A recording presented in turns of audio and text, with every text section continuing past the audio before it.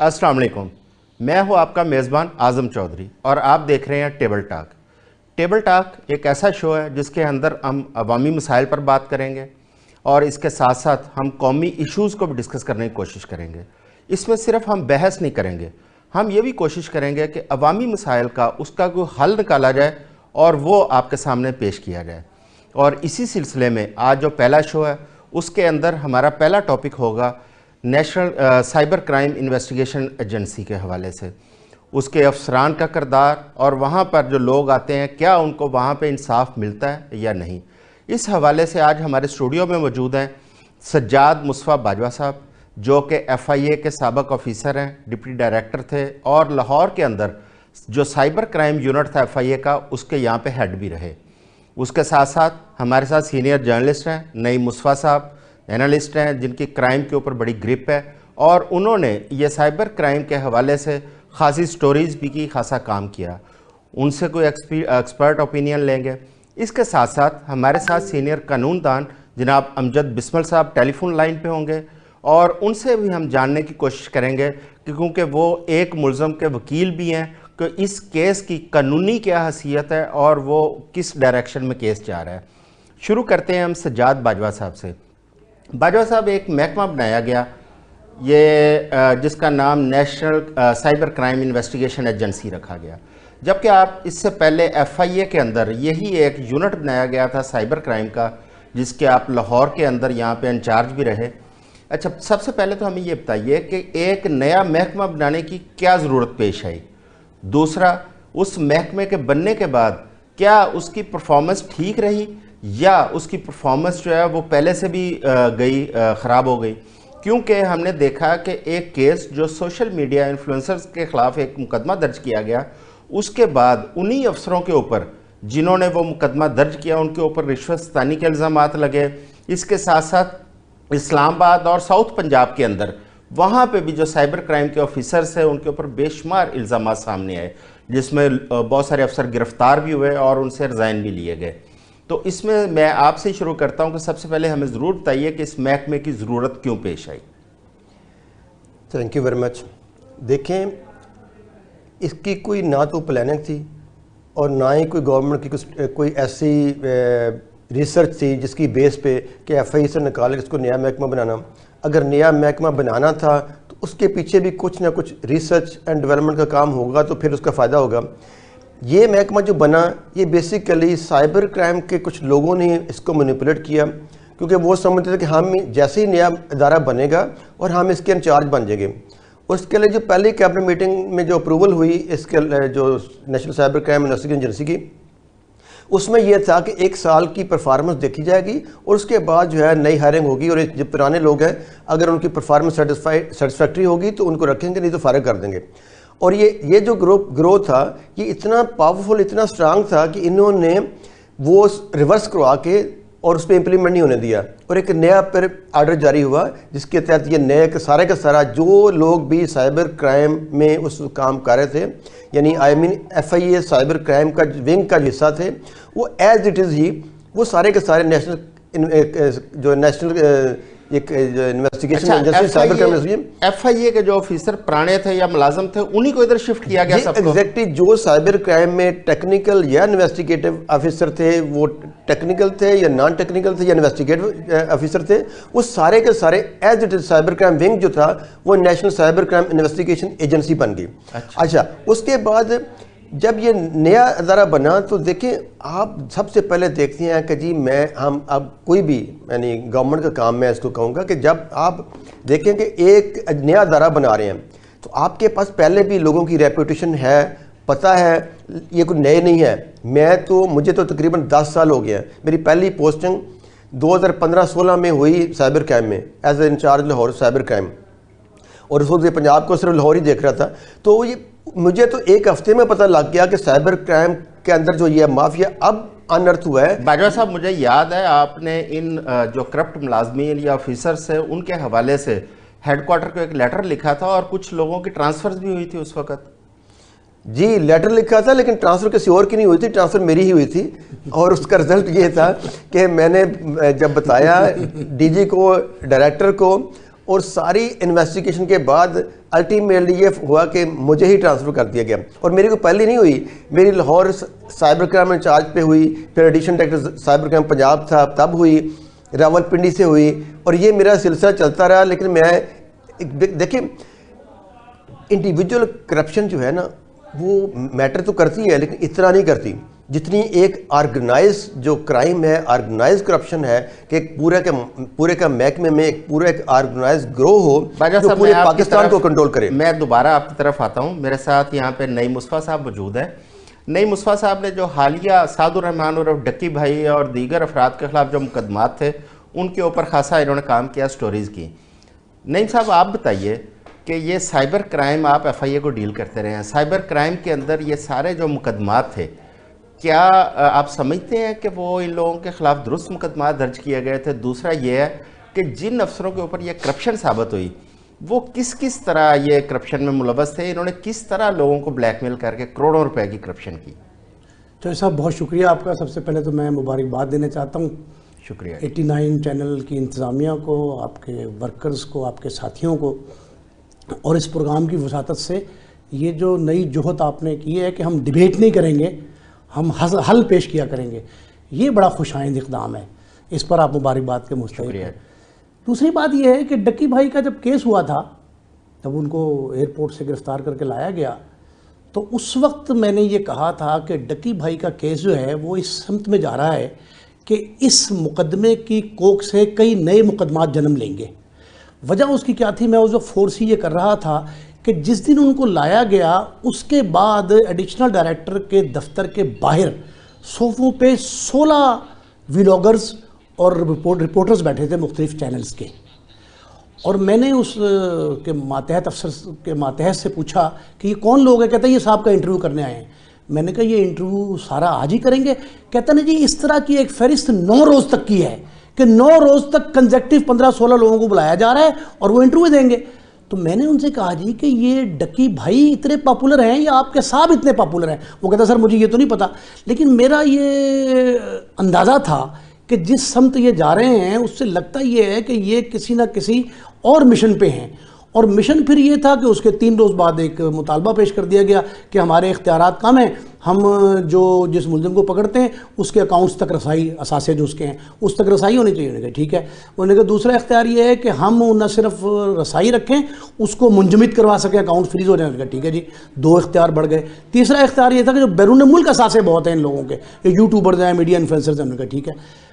उसके बाद जब इनको 4 नए इख्तियारात मिले, 5 मिले, बल्कि एक और भी इख्तियार था, 5 नए इख्तियारात मिले, तो चौधरी साहब उसके बाद जो है इन्होंने 17 नोटिस जारी किए। 17 नोटिस जब जारी होते हैं तो उसमें से मुझे करप्शन की स्मेल आई, और मैंने ये इसीलिए इसी बुनियाद पे, आपने वो प्रोग्राम देखा होगा मेरा, मैंने ये कहा था कि मुझे लग रहा है कि नए मुकदमात जन्म लेंगे, और जिस डगर पे ये चल निकले हैं, और मैंने ये कहा था कि गोवा नहीं पे वहाँ के निकाले हुए तो हैं। इन्होंने कहा ना, भाजपा ने तस्दीक की इस बात की कि सारे FIA में थे, उनमें से 9 अफराद के मैंने नाम ऐसे हैं जिन पे 8 इंक्वायरीज ज़ेर समाअत थी, अभी तकमील नहीं हुई, मुकम्मल नहीं हुई, और वो इंक्वायरी थी। फिर मैंने जब इसमें मज़ीद तहकीक की तो पता ये लगा कि डक्की भाई के अहले खाना, यानी उनकी मिसिस बड़ी ख़ानदान की हैं, रूप जुतोई जो हैं, उनके वालदैन, उनके बहन भाई, फिर उनके अकरबा, फिर उनके दोस्त, फिर उनके वकला के ज़रिए राब्ते। जब सिलसिला शुरू हुआ तो मुझे ये यकीन हो गया कि अब जो मेरा पहले मफरूज़ा था, ख्याल था, शक था, वो यकीन में बदल गया कि जी अब इसमें कुछ ना कुछ जो है वो पर्दादारी है। उस पर्दादारी के नतीजे में जो सब ये हुआ कि जो सिर्फ UAE के 3 बैंकों से रकूम निकलवाई गई वो डॉलर्स में कोई 66 लाख, यानी तकरीबन कोई 60 करोड़ से ज़ायद, 60 करोड़ से जायद रकम ऐसी थी जिन तक इनकी रसाई हो गई, अकाउंट्स मुंजमद हो गए। नहीं, वो पाकिस्तान में अकाउंट थे या गैर मुल्की? मैं पाकिस्तान का अकाउंट तो इन्होंने ख़त्म कर दिए, बेड़ा गर्क हो गया ना। और उन अकाउंट्स तक रसाई इनको कैसे मिली? वही तो कानून में तब्दीली की गई। ये बाजवा साहब इस बारे में बताएंगे, ये अंदरूनी मामलात हैं कि जी उनको ये इख्तियार दे दिया NCC। अच्छा, मैं इसी पे बाजवा साहब की तरफ आता हूँ। बाजवा साहब, कैसे इनको रसाई मिली? बैनुल-अक़वामी जो बैंक हैं दूसरे ममालिक में, वहाँ तक की कानून साजी के बाद। दूसरा ये है कि ये जो गिरफ्तार हुए हैं अफसरान, उनमें से बहुत सारे मुझे याद है आपके मतहत रहे हैं इस महकमे में, तो थोड़ा सा हमें उनके किरदार के हवाले से, जो उनका माजी में सर्विस रिकॉर्ड है, उसके हवाले से बताइएगा। देखें, ये जितने भी एडिशन डायरेक्टर और डिप्टी डायरेक्टर्स हैं सामने आए हैं, इनमें से मेजॉरिटी तकरीबन 90% मेरे अंडर काम कर चुके हैं। कुछ इंस्पेक्टर थे, कोई असिस्टेंट डायरेक्टर है, कोई डिप्टी डायरेक्टर है। और देखिए, पूरे महकमे में हर बंदे की रिप्यूट का डीजी तक सबको पता होता है। अब देखें कि अभी कुछ गिरफ्तार हुए हैं और कुछ जो हैं अभी मफरूर हैं, भागे हुए हैं, अभी वो ज्वाइन नहीं कर रहे हैं। अब इनके खिलाफ पहले नैब में इंक्वायरी जारी थी, ठीक है, इन्हीं अफसरान के खिलाफ सरफराज वगैरह। अच्छा, नहीं, शहजाद हैदर के खिलाफ नैब में चलती रही, जो और शहजाद हैदर पहली दफ़ा नहीं है, ये डॉक्टर अब्दुल कदीर खान के दामाद के घर में जाके भी रिश्वत लेते पकड़ा गया, पर्चा हुआ, शराब पे टोन था, और भी कुछ दूसरे भी हैं जो मैं मुनासिब नहीं चाहता कि जो इन पे इल्ज़ाम रावलपिंडी वाले जो साहब थे उन पे। अच्छा, मुझे एक बड़े सीनियर ऑफिसर ने यह जिक्र किया कि जो साइबर क्राइम का ऑफिस है लाहौर गुलबर्ग के अंदर, उस ऑफिस के अंदर बहुत ज़्यादा उसके ऊपर वाले फ्लोर पर गैर अखलाकी वहाँ पे होते रहे, और खुसूसन जो ख़वातीन कंप्लेनेंट आती थी उनको बहुत ज़्यादा वहाँ पे तंग किया गया। हैरेसमेंट की शिकायत सामने। देखिए, ये शिकायत को पहली दफ़ा नहीं आई थी, ये मैं आपको 2015 से पहले की हैं।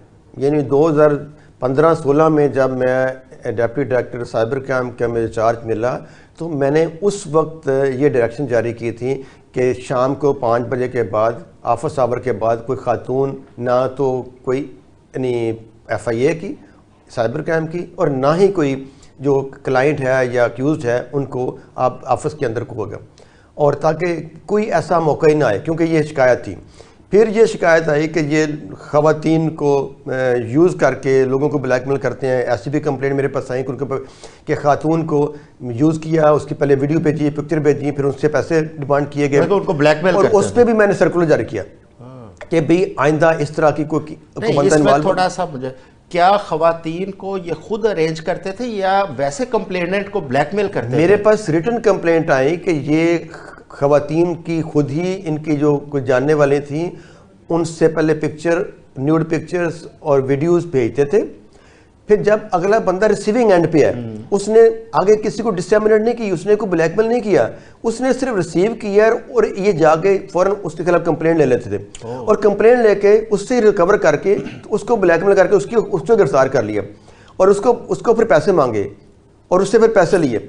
और ये कंप्लेंट मैं आपको पुरानी बात कर रहा हूँ। अच्छा, यहाँ पे भाई साहब सवाल ये है कि जब इस किस्म की हरकतें की जाती थी, और मुझे याद है आपने भी लेटर लिखा था हेडक्वार्टर को, बाकी भी कई ऑफिसर्स ने निशानदेही की हो, क्या हेडक्वार्टर इनके खिलाफ कार्रवाई नहीं करता था? और नहीं करता था तो उसकी क्या वजह थी? देखें, अगर एक बंदे का, एक डिप्टी डायरेक्टर, आज अभी मुल्तान का वो एडिशन डायरेक्टर जोन लगा हुआ है, ठीक है, इस वक्त भी है वो, अब अब्दुल गफ़ार उसका नाम है, और उसके खिलाफ पहले FIR दर्ज हुई लाहौर में कि उसने कुछ कीमती डिवाइसेज जो थी, सेंसिटिव थी, वो चोरी की।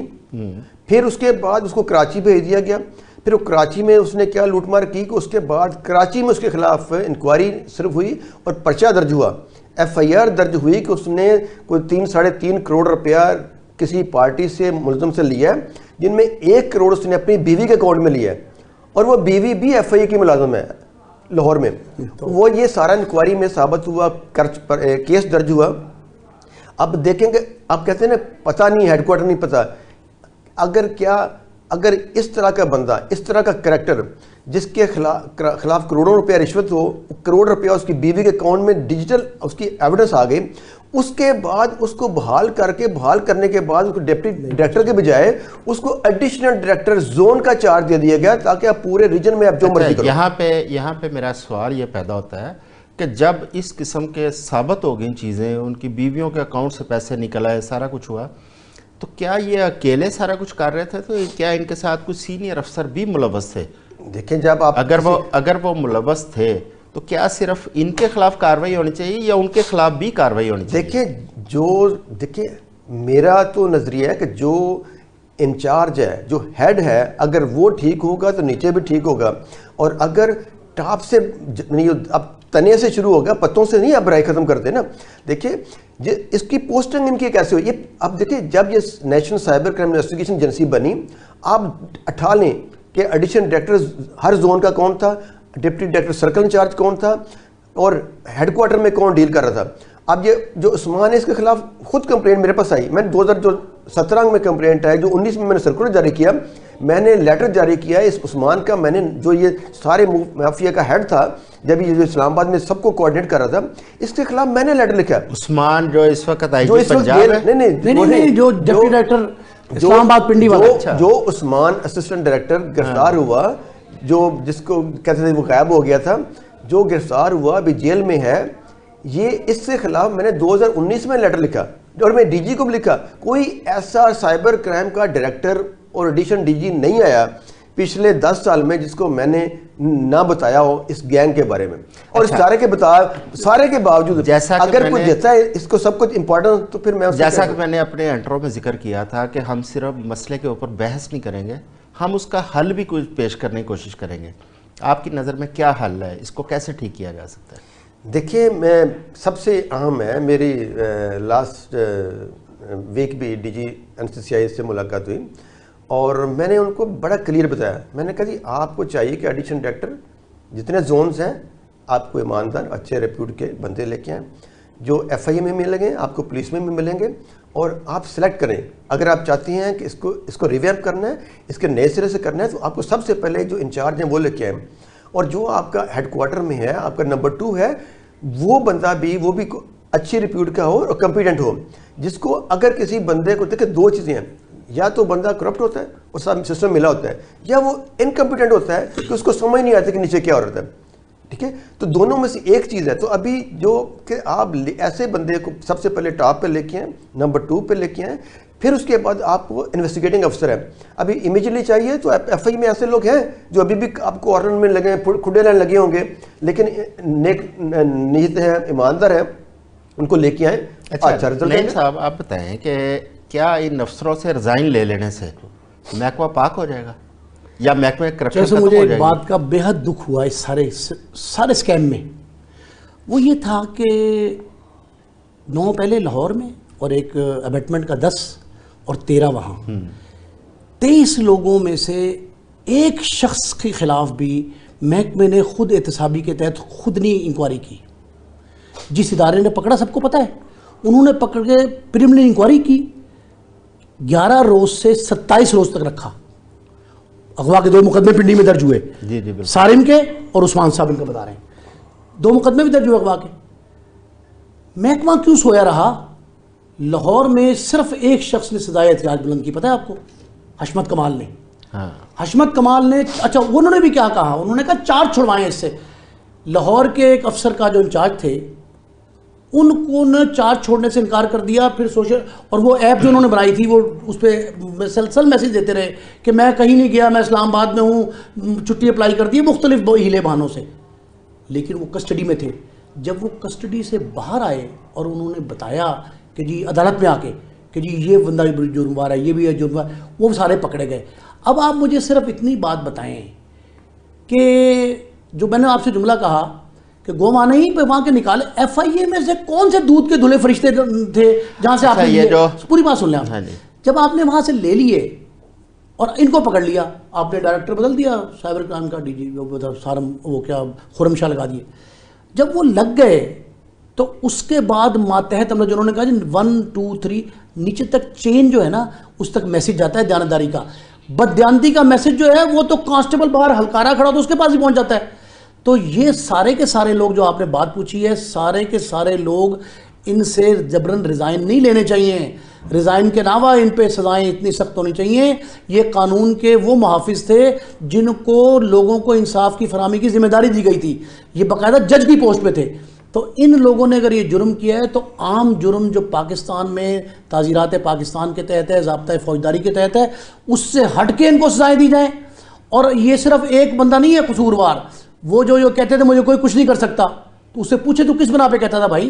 वो कहता मेरे हाथ बड़े लंबे हैं। तो जो उसके पुष्टपना थे, जो उसके सहूलतकार थे, उन पे भी शिकंजा कसा जाए। अच्छा बाजवा साहब, पिछले दिनों जो यहाँ पे एडिशनल डायरेक्टर सरफराज चौधरी साहब थे, उनकी जानब से बहुत सारे लोगों को नोटिस भेजे गए, और जिन लोगों को नोटिस, अच्छा कुछ लोगों को नोटिस रिटर्न में मौसूल नहीं हुआ, सिर्फ वर्बली उनको फ़ोन कॉल की गई कि आपके ख़िलाफ़ इंक्वायरी आप पेश हो।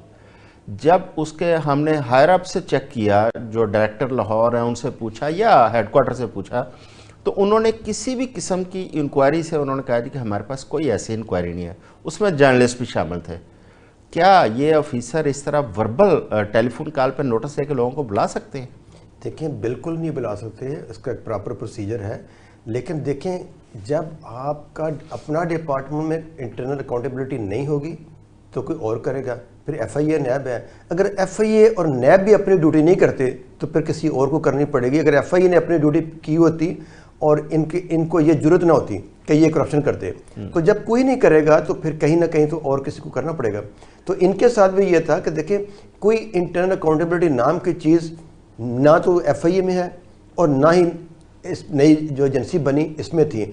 और इसमें तो क्योंकि पूरा एक गैंग बन गया और उसने गैंग ने पूरे के पूरे साइबर क्राइम इन्वेस्टिगेशन एजेंसी को हाईजैक कर लिया, बल्कि बनवाया उन्होंने। मैं कहूँगा हाईजैक क्या करना, बनवाने में ही सारे वो थे।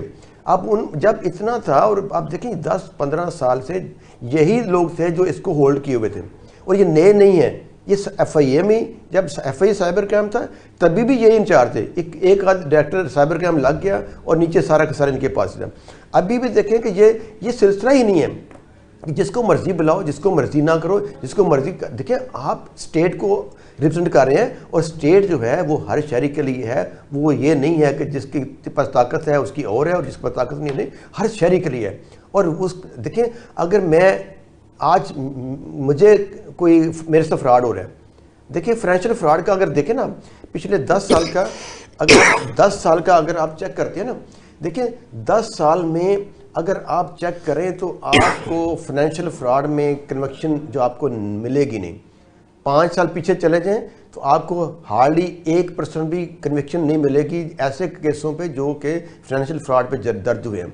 और अगर आप कंप्लेंट की बात करें कि कंप्लेंट रिसीव कितनी हुई है, तो आपको 0.001% भी नहीं मिलेगा, क्योंकि कंप्लेंट अगर 100 कंप्लेंट आई है तो शायद उस पर 10 इंक्वायरी में गई हैं। 10 में से अगर कोई 2 या 3 100 में से कोई FIR में गई है, तो उसमें भी अगर ये पोजीशन है तो आप अंदाज़ा लगा सकते हैं कि हमारा फाइनेंशियल फ्रॉड में आप देखें, आपको भी मैसेज आए होंगे। कोई ऐसा पाकिस्तानी शहरी नहीं मिलेगा जिसको फाइनेंशियल फ्रॉड का मैसेज ना आया। मैं उसी तरफ आपसे ये पूछना चाह रहा था। देखिए, आजकल बहुत ज़्यादा लोगों को टेलीफोन पे मैसेज आते हैं, कॉल्स आती हैं।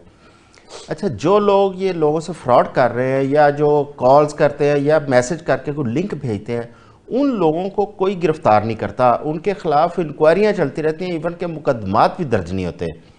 क्या ये इनकी बुनियादी जिम्मेदारी नहीं है कि शहरियों के ये वाले जो मसाइल हैं, क्योंकि लोगों के लिंक भेज के लोगों के बैंक अकाउंट खाली किए जा रहे हैं, फ्रॉड गैंग्स काम कर रहे हैं, जो महकमे का असल तो ये काम था। देखें, 90% से ज़्यादा, जो बल्कि 100% कहें कि जो फाइनेंशियल फ्रॉड साइबर क्राइम्स के अंडर आता है, वो सारे का सारा है ही डिजिटल एविडेंस के बगैर ऐसा कोई साइबर क्राइम नहीं है। और जब डिजिटल एविडेंस है तो उसमें पूरी की पूरी चेन होती है, कहाँ किसने पैसा दिया, कहाँ गया, एंड रिजल्ट क्या आया। तो उसमें जो कन्विक्शन है वो 100% होनी चाहिए, 99 भी नहीं है। लेकिन अगर वो केस दर्ज होता है, इंक्वायरी के बाद केस दर्ज होता है, इन्वेस्टिगेशन कंप्लीट होता है, तो उसमें कन्विक्शन 100% होनी चाहिए। लेकिन आप बताएं कि जी अगर जो कंप्लेंट है जिसके साथ फ्रॉड हुआ है, वो साइबर क्राइम को क्या देगा? उनको तो जेब उनकी गर्म वो करेगा जिसने फ्रॉड किया है, वो चाहे 50% दे, 30% दे, ज़्यादा दे, उनके जेब वो गर्म करेगा। आप देखें कि ये तो सिर्फ अभी तो ये सिर्फ जो वो फाइनेंशियल फ्रॉड जो पाकिस्तानी अकाउंट्स में या किसी ने एसेट बनाया है या जिसने रिश्वत दी है, जो अभी रिसेंटली चंद एक केसों में आया, आप देखें कि 40-50 करोड़ तक तो ये अभी फाइनेंशियल फ्रॉड जो रिश्वत की अमाउंट है ये जा चुकी है। अगर ये पिछले 10 साल को जाएंगे तो ये अरबों में जाएगी। इसमें आपको डिजिटल जो करेंसी है वो किसका वैलेट जो है वो खाली किया गया, इन्होंने किया मुलजमों का, मुद्दइयों का। और अगर सबसे पहले मैंने national cyber crime investigation agency को चाहिए कि वो लोगों का एतमाद हासिल करने के लिए अपना इमेज बेहतर बनाए, ताकि लोग आपके पास आए, आपको बताएं कि उनके साथ क्या हुआ। जिसका डिजिटल वैलेट खाली हुआ है, ट्रांसफ़र हुआ है, वो इस काबिल समझे कि आपके सामने आके अपने हुकूक के लिए आबाद कर सकें, उनके खौफ ख़त्म हो। अच्छा, मैं नईम साहब आप ये बताएं कि पाकिस्तान के अंदर इस वक्त सबसे जो अच्छा जो कारोबार चल रहा है वो वही है जो डिजिटल के ऊपर बिज़नेस किए जा रहे हैं, चाहे वो ई कॉमर्स है, चाहे वो किसी और तरीके से। लेकिन पाकिस्तान के अंदर मुख्तलिफ मसाइल का सामना है। कभी हमारा इंटरनेट स्लो हो जाता है, कभी डिजिटल के लोगों को उनकी पेमेंट्स का इशू आता है कि उन्होंने किस तरह बाहर से मंगवानी है। दूसरी जानब इस वक्त सबसे ज़्यादा NCCI ने उनको तंग करना शुरू किया है। जो कॉल सेंटर्स हैं या और किसी किस्म का जो बिज़नेस कर रहे हैं, वहाँ पे FIA और साइबर क्राइम के लोग उन लोगों को मुख्तलिफ हीले बहानों से तंग करते हैं। इसका क्या हल है? इसको कैसे रोका जा सकता है? सब इससे कैसे जुमला मोतरज़ा, ये जो जितना स्कैम आया है ना सामने अभी, ये 23 अफराद का, इनमें से मुझे कोई ऐसा डॉक्यूमेंट अभी तक नहीं मिला तमाम तर जद्दोजहद के बाद जिसमें ये पता लगा हो कि जो अमाउंट मुलजमान से ली गई किसी स्टेज पे भी वो रिकवरी मेमो में शो हुई हो, कहीं बरामदगी शो नहीं हुई उसकी अभी तक। एक बात। दूसरी बात आपने कही, उसकी मिसाल है पिंडी और इस्लामाबाद। वहाँ के कॉल सारा काम ऑनलाइन ही हो रहा है जब से ये कोरोना का 2021-22 से बाद। फैसलाबाद का भी एक एग्जांपल है, वहाँ फैसलाबाद भी एक आया गया था। लेकिन ये जो आपने रावलपिंडी इस्लामाबाद का देखा स्कैम, उसमें आप ये देखें कि उन पे अरसा हयात किस तरह तंग किया गया। ये फ्रंट मैन एक या दो लेते हैं, मतलब एक शख्स है इमरान अजीज़, वो 109 का मुल्जिम है, बीच में अबेटमेंट में पहली FIR पिंडी की, उसमें वो मुल्जिम है FIA की अपनी FIR में, कंप्लेनेंट भी FIA का अफसर है, AD है। उस कंप्लेंट में ये लिखा है कि फ़लाँ शख्स ने फ़लाँ को ये इत्तला दी, अरूब जतोई से फ़लाँ ने रब्ता किया, 2 कानूनदान बड़े मारूफ, वो इसमें मुल्जिम है, दर्ज नहीं है नाम, नामालूम लिखा है। एक इमरान अजीज़ मैंने आपको बता दिया, वो अबेटमेंट का मुल्जिम है। इस्लामाबाद में 2 लोग हैं, एक निजी कंपनी का मालिक है, एक उसका मैनेजर है। ये सारे लोग जो हैं, इनको FIA खुद एक बुत तराशती है और उनको भेज देती है कि तुम जो है ऑनलाइन फ्रॉड सारे पकड़ लो। अब वो फ्रॉड नहीं होते, वो पहले खुद इंस्टिगेट करते हैं कि तुम ये करो।